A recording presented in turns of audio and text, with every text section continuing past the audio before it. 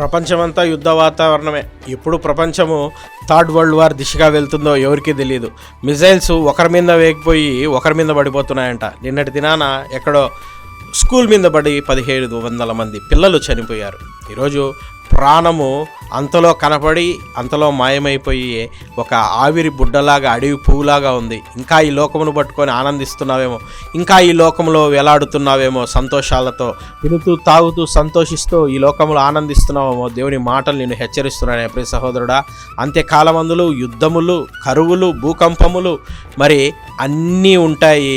మీరు అంతములో ఉన్నారని ఈరోజు దేవుడు జ్ఞాపకం చేస్తున్నాడు. ఇంకా లోకంలో ఆనందిస్తున్నావేమో, రక్షణ పొందుకోక ఇంకా టైం ఉందిలే అనుకుంటున్నావేమో. ఈ వాక్యము వింటున్నప్పుడే ఒక మిజైల్ మన మీద పడి చనిపోతామేమో. ఎవరికి తెలుసండి? ప్రపంచంలో వారు ఒకరి మీదకి వేస్తుంటే యుద్ధంలో ఒకరి మీదకి వెళ్ళి పడుతుందంట మిజైల్. మరి ఈ యొక్క మాటలు వింటున్నప్పుడు పశ్చాత్తాపడు. ప్రభు యొక్క రాకడ సమీపంగా ఉందని గుర్తించు, ప్రార్థించు, రక్షణ పొందుకో. ఇదే అనుకూలమైన సమయం, ఇదే రక్షణ దినం. Praise the lord.